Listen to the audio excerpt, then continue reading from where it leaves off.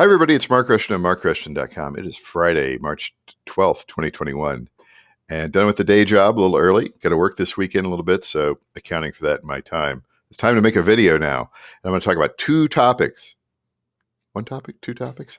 And the first one is going to be about how I release a continuous stream of new product under multiple artist names. And the separate thing I'm going to talk about, secondly, are older recording acts releasing deluxe and super deluxe editions, and why I like both things, right? So first of all, let me talk about what I do. And if you don't know who I am, I'm a publishing independent musician, largely working in the areas of ambient and electronic music, also certain types of genre music, and field recordings and nature recordings and all that sort of stuff under many different artist names. I've been doing it for over 20 years. I've been releasing on digital music services since 2004. And I talk about this sort of stuff, mainly as a motivator to me and kind of what I should be doing. This is just me talking, right?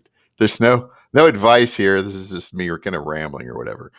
And so what I've gotten into over the years is, I like to produce way too much music and recordings. And so what I've discovered over the years is that it was okay to release music under pseudonyms, that I should use my main name for certain things. And then if I want to branch out into other areas, create lots of different types of bands or however I want to do it. Because the way I see it is that nobody's looking for me, but they're looking for the kind of music or sounds that I'm making. And that's where I've come to over here the last few years. And that's a part of my journey. And so when I talk about that sort of, and of course, this all goes back to that Eno quote, the Brian Eno quote from the 2011 interview in The Believer magazine. I think it was republished in Salon, where he talks about, don't leave anything sitting on a shelf, right? You have absolutely no idea what the worth of it is, not until it's out there amongst everything else. And that several years ago I saw that, and that was kind of the rocket to Damascus moment, the road to Damascus moment. There, it was a very pivotal thing in my recording artist career to just put lots of stuff out there. It doesn't mean put everything out there, but release a lot of stuff. And then in the advent here, or the era of streaming, release things on a regular basis, the drip, drip, drip, every 2 or 3 weeks, a new product under every single name. And there are many reasons for doing that too, of course. The way that people consume music these days, whether they're fans or not, throwing them into playlists, building and curating playlists, and and pitching playlist creators, particularly the Spotify curated playlists, which are massive. And so trying to get something in there, refining those methods, refining the ways that I build playlists and describe them and use graphics and use titles and everything. I know it's extremely overwhelming, but I've refined my processes here over the last few years, and I'm doing okay. It's fun. I'm having fun. Gosh, I wish I was a bit younger, but that's okay. I'm doing it now, and I'm having a blast with it. So that's great. And anyway, so that's one thing that I do.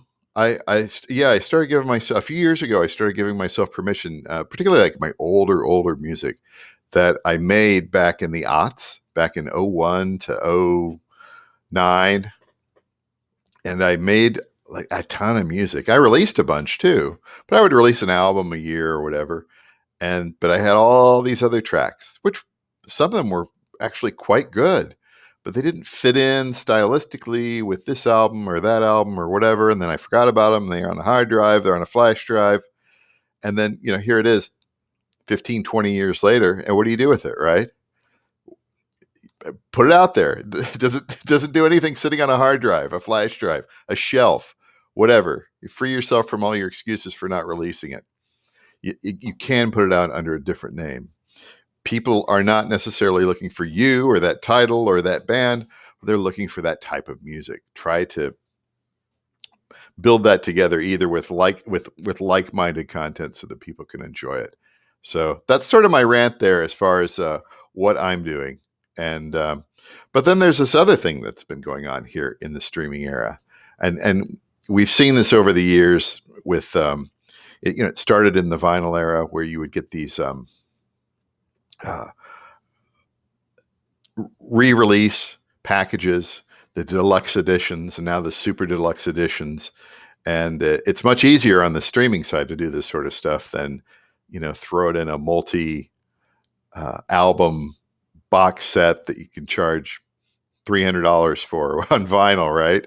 It's so much easier to just remaster these things and get them out and decide what you're going to do as far as compiling them. So I'm going to show you some of the examples here that I've come across in the last few years that I enjoy, and the reasons why, right? Because back in the day, there were a lot of bands I was into, and they were always throwing things on, 7-inch B sides, and then a lot of this stuff was on imports, and then there were 12 inches, and then there was an extra track or two in Japan, and it never came. You could never hear it. It was so weird, right? It's just, I hated that. Absolutely hated that. And then they would come out with like a super deluxe box edition or whatever in the past, even in the CD era, and you have to pay just a tremendous amount of money to hear these tracks, which, maybe you only have a sort of a curious look on that. There may be some gems in there you don't know. So I know a lot of, hold on here. I know, like all the music critics and all that sort of stuff, they hate streaming and we don't make enough and all this sort of stuff. But as far as a fan is concerned, being able to access this sort of stuff and give it a listen, and maybe it may not be something that you want to listen to again, but at least it's out there. You can it's in print a particular way. So let's look at the first one here. And that's the first one would be the recent release of Quiet Life, the deluxe edition by the band Japan. And, this was kind of where I started to like the band Japan. I only like a few tracks on this album. Some of this stuff is a little, how do I say it? It's just not for me, right? Quiet Life's great.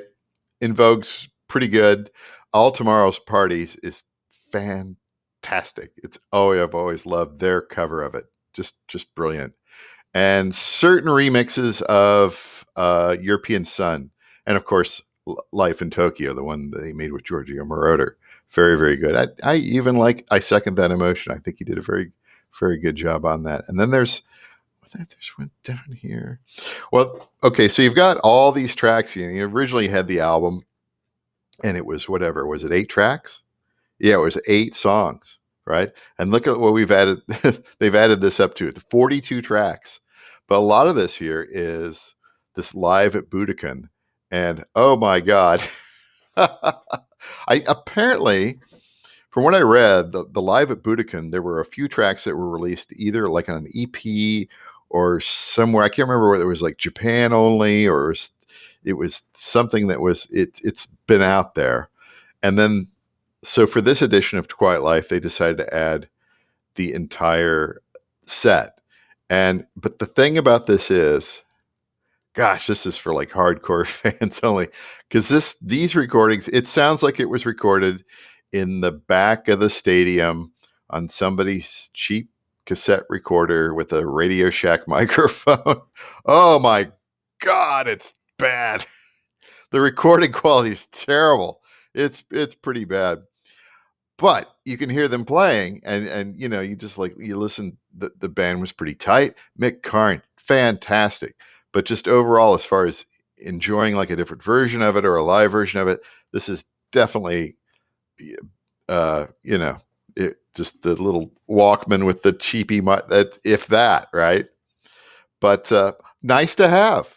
Nice to have. I will say that at least. I did listen to some of them, and it was like, yeah, Mick was killing it. Mick Karn was killing it. and Steve, everybody, the band sounded good. The quality is not that good. But again, a nice thing to have. And of course, in this era, yeah, you kind of can't drop these tracks one by one like new material or whatever like that. You have to compile it into this sort of deluxe, super deluxe edition. What else do we have out there? I kind of threw all this in one thing here. Oh, A Northern Soul by The Verve. Now, this was an album that I paid no attention to when it came out and for some time after, even though I bought Urban Hymns and, was kind of into them in the late 90s. But this, I think I heard this and it was just like it kind of didn't do anything for me. But this remastered deluxe version from 2016, Muhammad Ali, that track, you can see why maybe they didn't include it at the time. They did revisit it for their fourth album called Fourth, Forth. I think it was a bonus track if I'm not mistaken, but it's a terrible the remake is the terrible version. I didn't like it at all. But this version here, this Locos studio session, while not perfect, there's something about it. There's Nick McCabe's guitar playing is just, it's not perfect, but it's amazing. It's really it's worth checking out. How many people have listened to it here? Can we get the little 86,000? It's so these are kind of fun to go through here. This sort of stuff. What else we got out there? Oh yes. The hold on here. Sergeant Pepper's Lonely Hearts Club. This is the is it Giles Martin? George Martin's son did the stereo remix. Because back in the 60s, the main mix was the mono mix. And then it's like, okay, well, we'll do a stereo mix. We'll knock that out in a day or two, right? So all the stereo mixes of Sgt. Pepper's Lonely Hearts Club Band,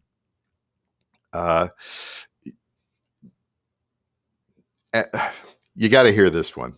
The Giles Martin, I think that I'm pronouncing his names correctly.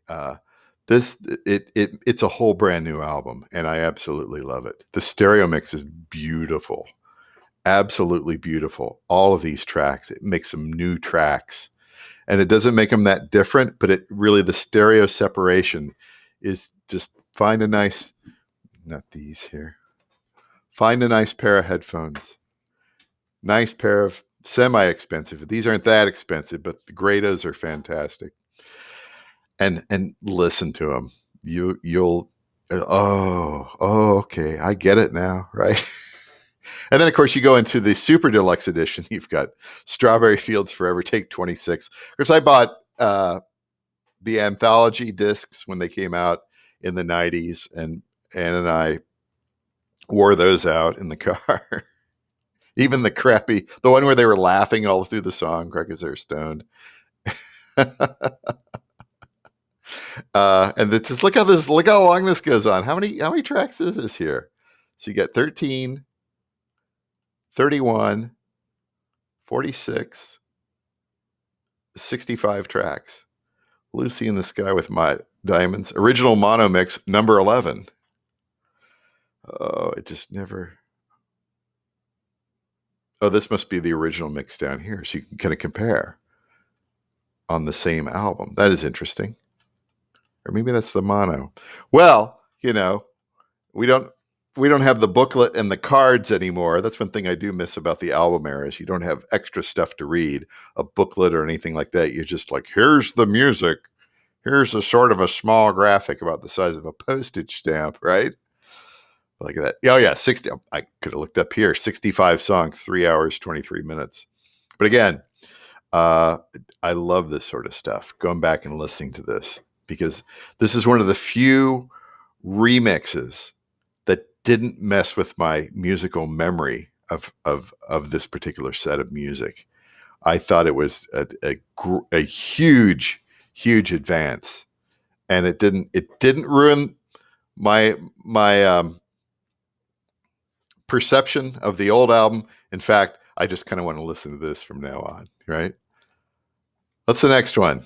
You got to scroll forever here. Velvet Underground, the 45th anniversary Super Deluxe edition.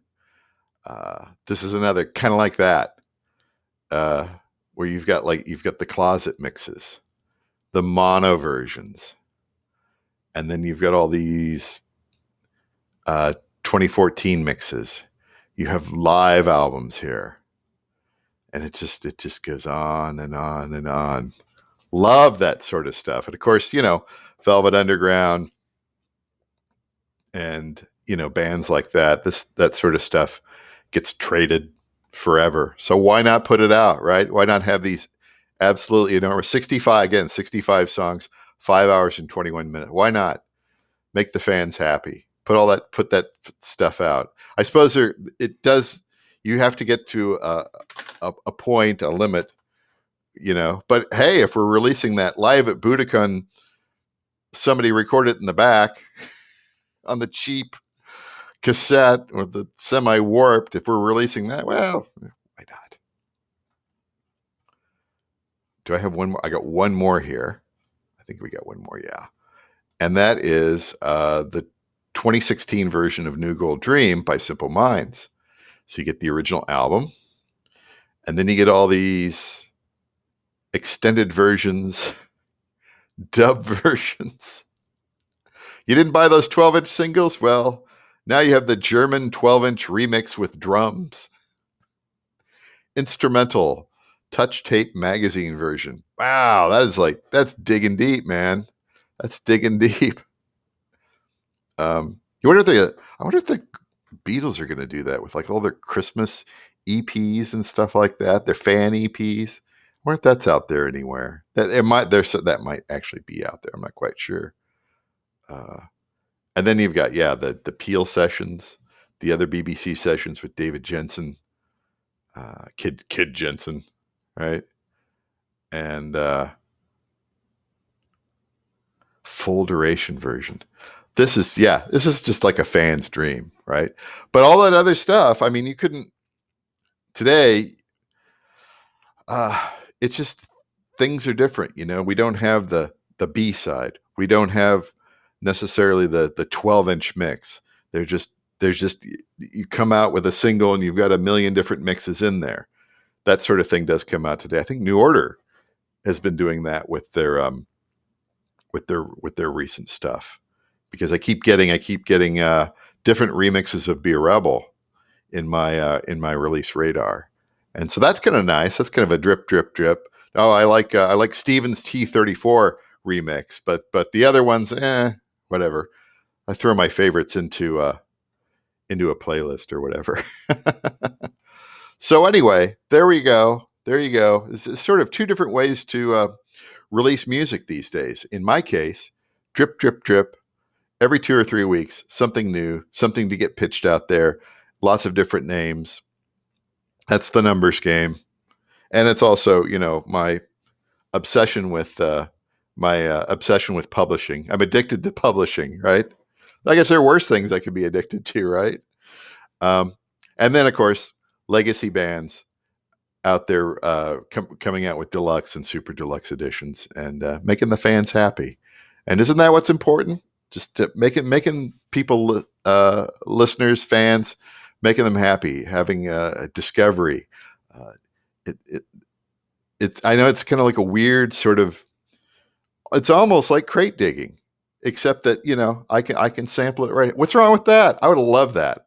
I would have loved that back in the 1980s. Oh, in the future, for $10 or $15 a month, you can go out and you can go and access every 1982 remix, special remix, alternate versions, instrumentals. Here's the version with drums. Here's some crappy live recording on somebody's cassette. Yeah, why not? Anyway, that's it for today. It's Friday, March 12th, 2021. And we'll talk to you later.